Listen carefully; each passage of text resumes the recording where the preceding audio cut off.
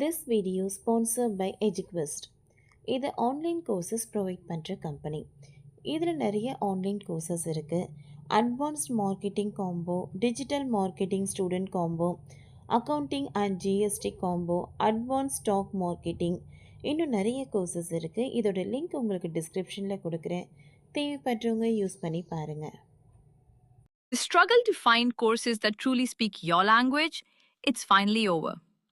Welcome to EduQuest, where learning is made just for you. At EduQuest, we bring you a wide range of online courses, from career building programs to skill boosting masterclasses, all in your regional language. Because we believe language should never be a barrier to success. Our courses are tailor made after understanding what today's learners really need. So why wait? Start learning the smarter, simpler way only with EduQuest. Visit eduquest.courses and explore your next course today. And hey, don't miss out on our exciting offers and promotions. Ram சரனை வீழ்த்துவது கஷ்டம். சித்தப்பா பவன் கல்யாணின் ஹரிஹர வீரமல்லு முதல் நாள் வசூல் கணிப்பு. இந்த ஆண்டு இதுவரை வெளியான தெலுங்கு படங்கள் தொடர்ந்து சொதப்பி வருகின்றன. ஷங்கர் இயக்கத்தில் ராம் சரண் நடித்த கேம் சேஞ்சர் திரைப்படம் தான் மிகப்பெரிய ஓப்பனிங் கலெக்ஷனை 2025 அள்ளியிருக்கிறது.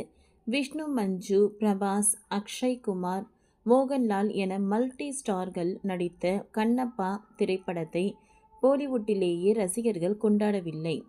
இந்நிலையில் பவன் கல்யாணின் ஹரிஹரம் வீரமல்லு படத்தின் முதல் நாள் வசூல் எப்படி இருக்கும் என்கின்ற கணிப்பை இங்கே காணலாம். பவன் கல்யாண் ஆந்திராவில் துணை முதல்வர் ஆன பின்னர் அவர் நடித்துள்ள படம் திரைக்கு வருகிறது. இன்று இரவு 9 மணிக்கு ஆந்திரா மற்றும் தெலுங்கானாவில் சிறப்பு காட்சிகளும் டிக்கெட் விலையை 600 ரூபாய் வரை உயர்த்தி கொள்ள இந்த அரசாணை பிறப்பித்துள்ளது. கடைசியாக பவன் கல்யாண் நடிப்பில் வெளியான படங்களிலேயே மிக ஓப்பனிங்கை அள்ளிய படம் என்றால் அது வக்கீல் சாப் படம்தான். இந்தியில் அமிதாப் பச்சன் நடிப்பில் வெளியான பிங்க் படத்தை தமிழில் அஜித்குமாரை வைத்து தயாரித்து பேணி கபூர் தெலுங்கில் பவன் கல்யாணை வைத்து தயாரித்து வசூல் வேட்டையாடினர். 40 கோடி ரூபாய் வரை இந்த படம் முதல் நாளில் வசூல் செய்தது. ஆனால் அந்த அளவு எல்லாம் ஹரிஹர வீர மல்லுவின் முதல் நாள் வசூல் இருக்க வாய்ப்பே இல்லை. சித்தப்பா பவன் கல்யாண் நடித்துள்ள ஹரிஹர வீரமல்லு திரைப்படம் 300 கோடி பட்ஜெட் என்றெல்லாம் சொல்லப்பட்டாலும் அந்த படத்துக்கு பாலிவுட்டை தாண்டி பெரிய ஹிட் எங்கேயும் இல்லை. மேலும் ஹரிஹர வீரமல்லு கதையே ஒரு கற்பனையான கதாபாத்திரம் என்கின்ற சர்ச்சை ஓடிக்கொண்டிருப்பதால் எந்த அளவுக்கு வசூலை இந்த படம் ஈட்டும் என்பது சந்தேகம்தான். ஷங்கர் இயக்கத்தில் ராம் சரண், கியாரா அத்வானி, எஸ்ஜே சூர்யா, அஞ்சலி நடிப்பில் இந்த ஆண்டு பொங்கலுக்கு வெளியான கேம் சேஞ்சர் திரைப்படம் முதல் நாளில் 54 கோடி ரூபாய் வசூலை அள்ளியது குறிப்பிடத்தக்கது. இந்த ஆண்டு பாலிவுட்டில் வெளியான படங்களில் அதிகமாக முதல் நாள் வசூலை ஈட்டியது ராம் சரணின் கேம் சேஞ்சர் படம்தான். ஆனால் அதன் பின்னர் இது ஓடவில்லை என்பது கனிக்கதை.